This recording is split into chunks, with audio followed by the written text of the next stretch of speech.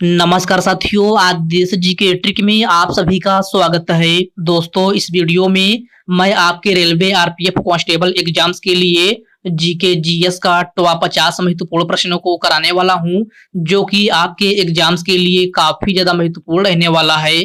तो साथियों, इस वीडियो को आप बड़ी ही ध्यानपूर्वक एंड तक जरूर देखिएगा। तो साथियों, आज का पहला प्रश्न है, केंद्र शासित प्रदेश दादर और नगर हवेली से होकर प्रवाहित होने वाली नदी कौन सी है? ऑप्शन है नर्मदा नदी, दमन गंगा, पिंजाल नदी और ऑप्शन डी है पार नदी। तो साथियों, केंद्र शासित प्रदेश दादर और नगर हवेली से होकर प्रवाहित होने वाली नदी जो है आपका दमन गंगा है। राइट आंसर ऑप्शन बी हो जाएगा, दमन गंगा। नेक्स्ट क्वेश्चन है, गारो खासी और जयंतिया पहाड़ियां भारत के किस भौतिक विभाजन का हिस्सा है? इसका ऑप्शन है हिमालय पर्वतमाला, तटीय मैदान, उत्तरी मैदान या फिर ऑप्शन डी है प्रायद्वीपीय पठार। तो गारो खासी और जयंतिया पहाड़ियां जो है आपका प्रायद्वीपीय पठार का हिस्सा है। राइट आंसर ऑप्शन डी हो जाएगा, प्रायद्वीपीय पठार। आपका नेक्स्ट क्वेश्चन है, सूर्य या अन्य तारों की ऊर्जा का स्रोत क्या है? तो सूर्य या अन्य तारों की ऊर्जा का स्रोत जो है आपका नाभिकीय संलयन है। राइट आंसर ऑप्शन ए हो जाएगा, नाभिकीय संलयन। ओके फ्रेंड्स, इसको आप अच्छे से जरूर याद रखिएगा। साथियों, वीडियो में आगे बढ़ने से पहले आपसे एक छोटी सी रिक्वेस्ट है, अभी तक आप वीडियो को लाइक नहीं किए हैं तो वीडियो को लाइक कर दीजिए। और साथियों, अभी तक आप चैनल को सब्सक्राइब नहीं किए हैं तो प्लीज आपसे रिक्वेस्ट है, आप जो है चैनल को सब्सक्राइब करके बेल आइकन को जरूर प्रेस कर लीजिएगा। चलिए साथियों, बढ़ते हैं नेक्स्ट क्वेश्चन की ओर।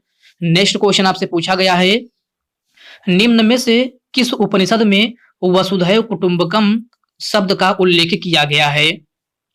तो वसुधैव कुटुंबकम शब्द का उल्लेख है किस उपनिषद में किया गया है? तो यह आपका महा उपनिषद में किया गया है। राइट आंसर ऑप्शन बी हो जाएगा, महा उपनिषद। अगला प्रश्न है, भारत का कौन सा शहर है डेट्रॉइट ऑफ एशिया और ऑटोमोबाइल कैपिटल के नाम से लोकप्रिय है? इसका ऑप्शन दिया गया है हैदराबाद, जयपुर, कोयम्बटूर या फिर चेन्नई। तो डेट्रॉइट ऑफ एशिया और ऑटोमोबाइल कैपिटल के नाम से लोकप्रिय शहर जो है आपका चेन्नई शहर है। प्रश्न नंबर 5 का राइट आंसर ऑप्शन डी हो जाएगा।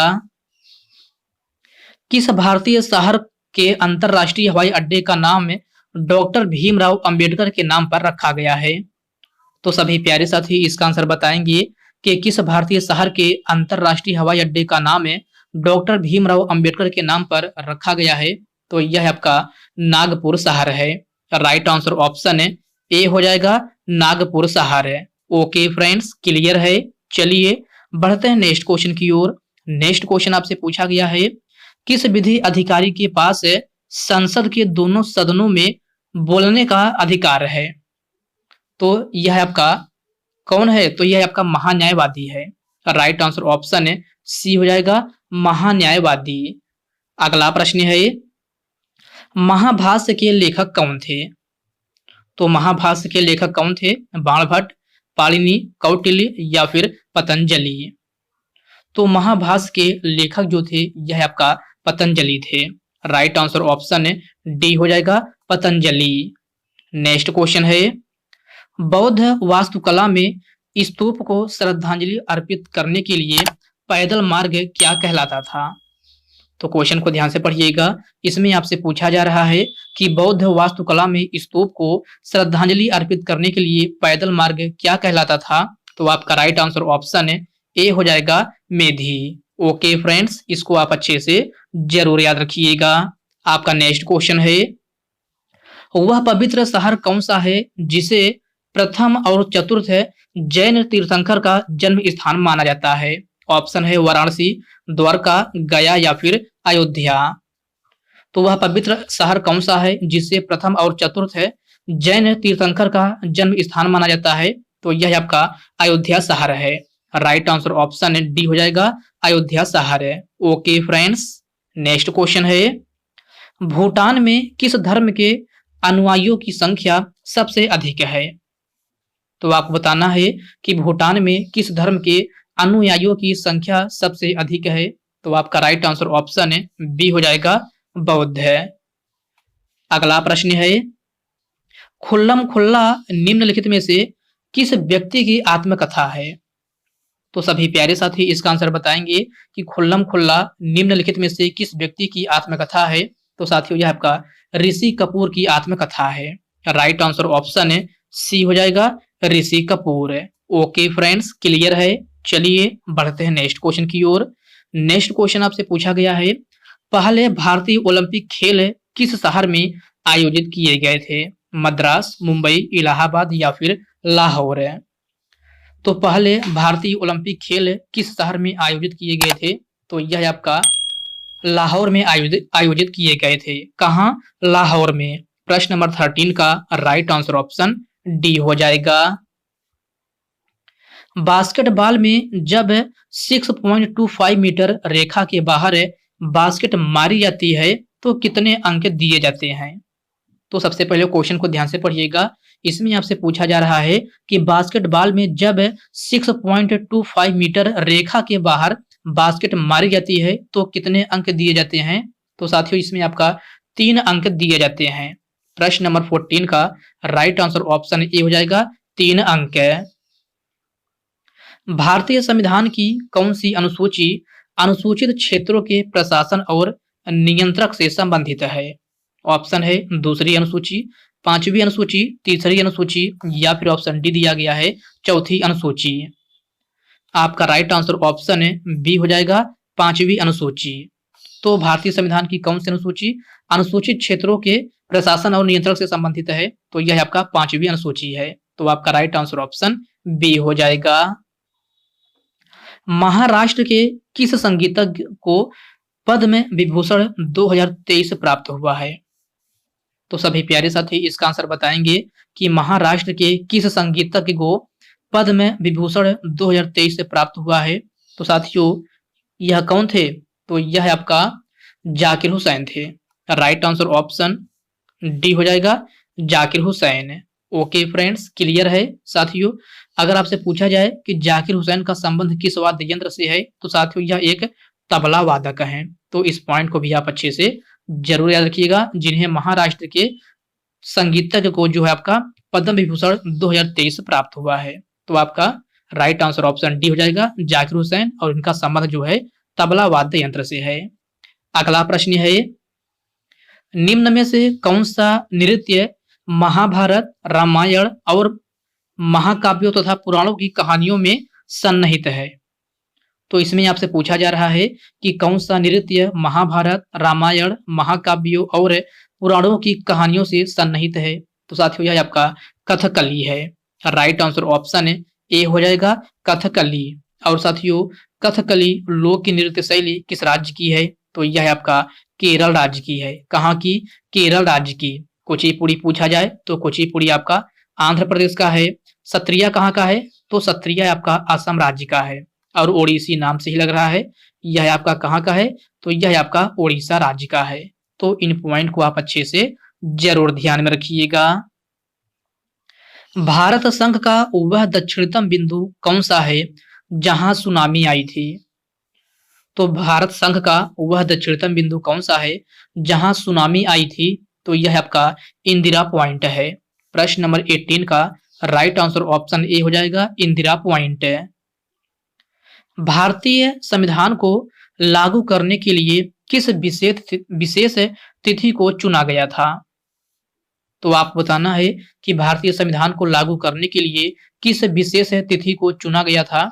तो आपका राइट आंसर ऑप्शन डी हो जाएगा, 26 जनवरी। ओके फ्रेंड्स, इसको आप अच्छे से जरूर याद रखिएगा।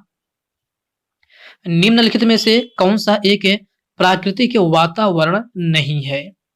तो क्वेश्चन को ध्यान से पढ़िएगा। इसमें आपसे पूछा जा रहा है कि निम्नलिखित में से कौन सा एक प्राकृतिक वातावरण नहीं है? तो यह आपका उपवन है। प्रश्न नंबर 20 का राइट आंसर ऑप्शन सी हो जाएगा, उपवन है। वर्ष 2011 की जनगणना भारतीय जनगणना इतिहास की कौन सी जनगणना थी? तो आपको बताना है कि वर्ष 2011 की जनगणना भारतीय जनगणना इतिहास की कौन सी जनगणना थी? तो यह आपका 15वीं जनगणना थी। प्रश्न नंबर 22 का राइट आंसर ऑप्शन बी हो जाएगा 15वीं जनगणना। वर्ष 2011 की जनगणना स्वतंत्रता प्राप्ति के बाद कौन सी जनगणना थी? तो क्वेश्चन को ध्यान से पढ़िएगा। इसमें आपसे पूछा जा रहा है कि वर्ष 2011 की जनगणना स्वतंत्रता प्राप्ति के बाद आपसे पूछ रहा है कौन सी जनगणना थी? तो यह आपका 7वीं जनगणना थी। आपका राइट आंसर ऑप्शन ए हो जाएगा 7वीं। अगला प्रश्न है एनसीटीई अधिनियम कब पारित हुआ था? तो एनसीटीई अधिनियम कब पारित हुआ था? तो यह आपका 1995 ईस्वी में पारित हुआ था।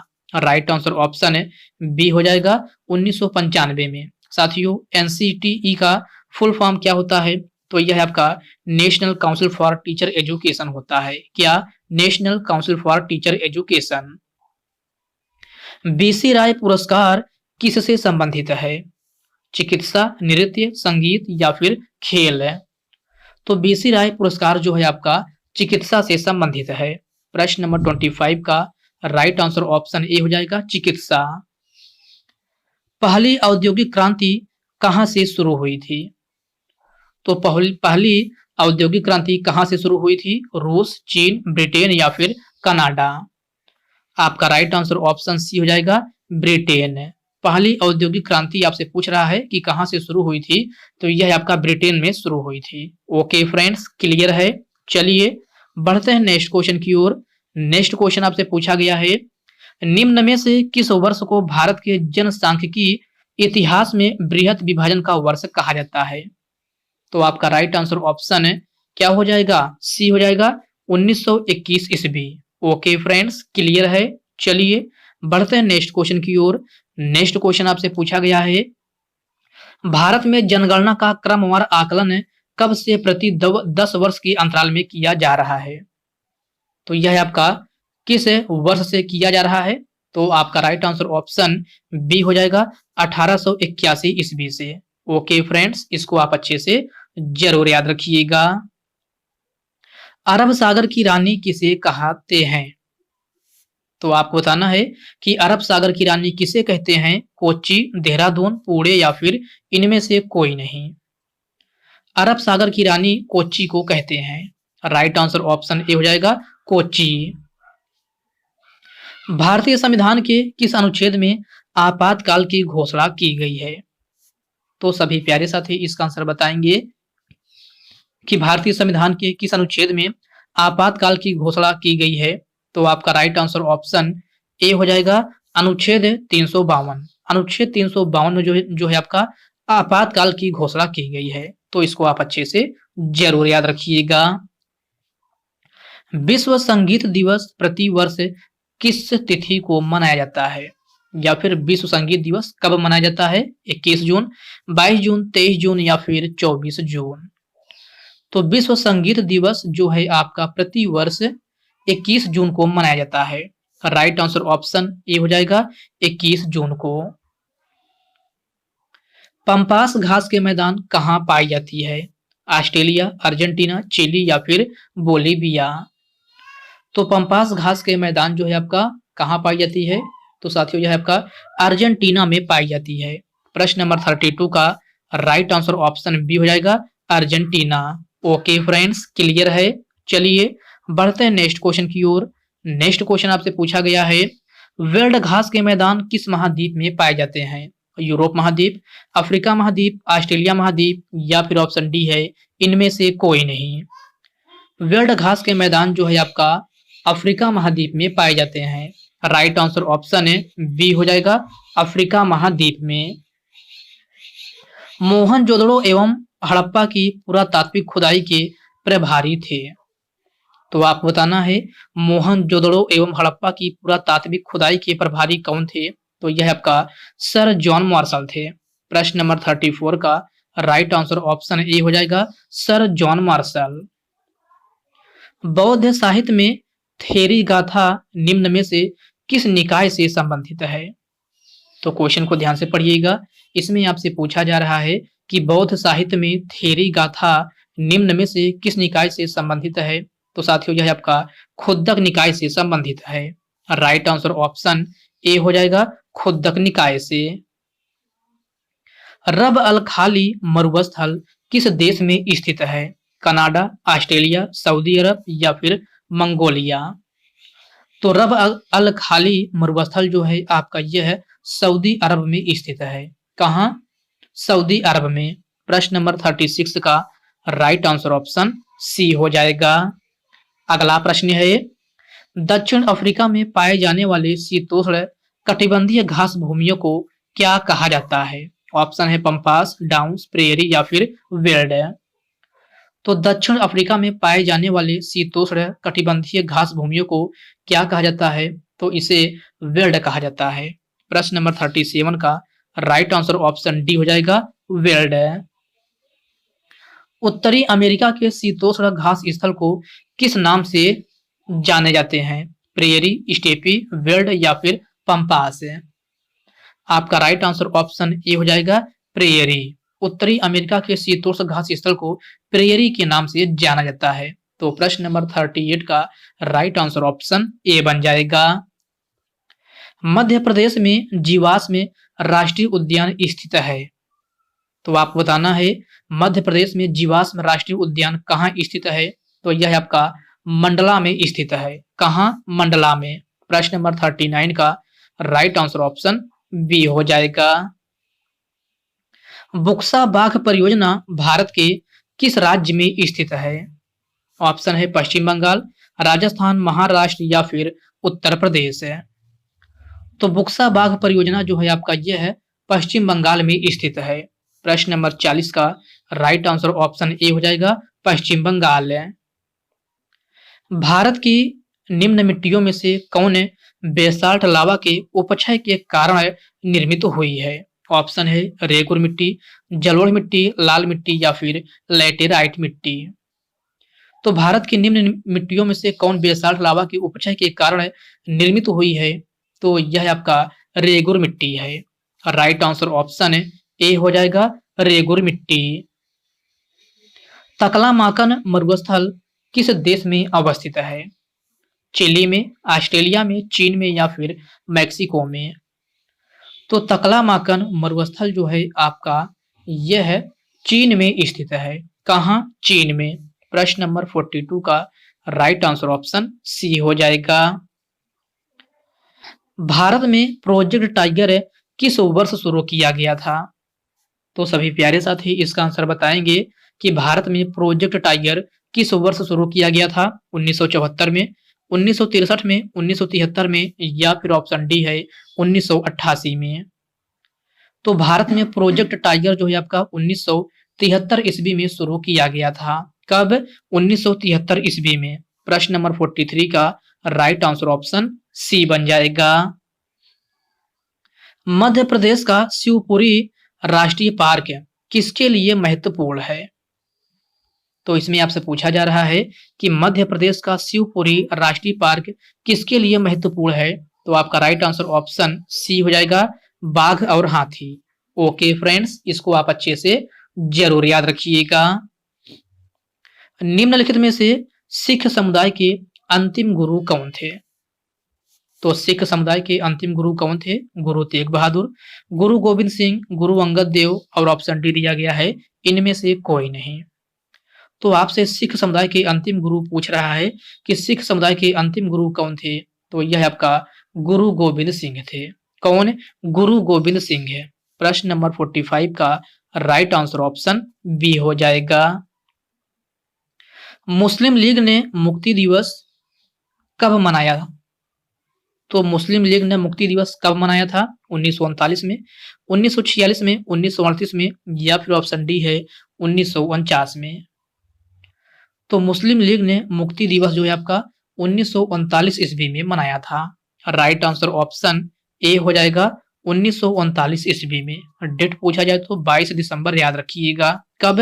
22 दिसंबर 1939 ईस्वी में मुस्लिम लीग ने जो है आपका मुक्ति दिवस मनाया था। भारत के राष्ट्रपति अपना त्यागपत्र किसे सौंपता है? तो आपको बताना है कि भारत के राष्ट्रपति अपना त्यागपत्र किसे सौंपता है? प्रधानमंत्री, लोकसभा अध्यक्ष, उपराष्ट्रपति या फिर ऑप्शन डी है इनमें से कोई नहीं।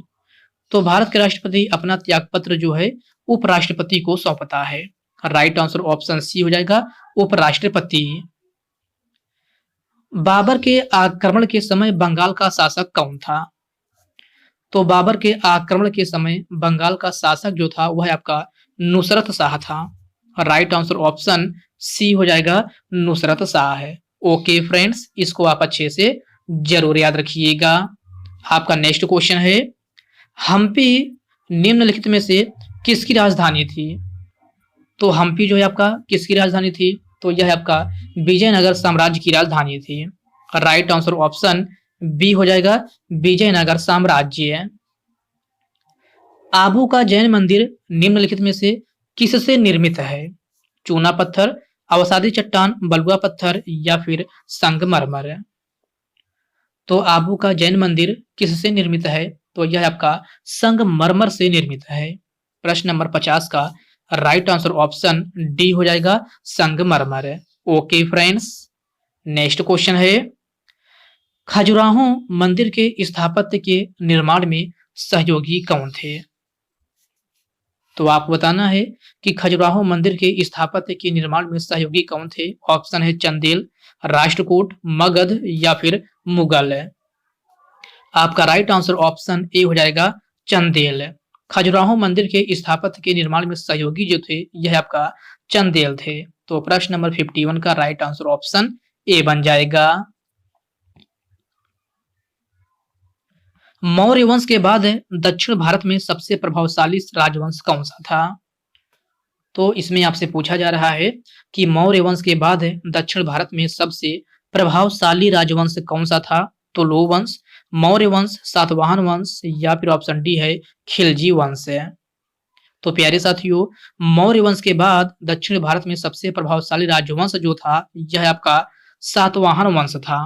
राइट आंसर ऑप्शन सी हो जाएगा, सातवाहन वंश। जब कोई तीर्थंकर अपने नाश्वर शरीर को छोड़ता है तो उसे किस रूप में जाना जाता है?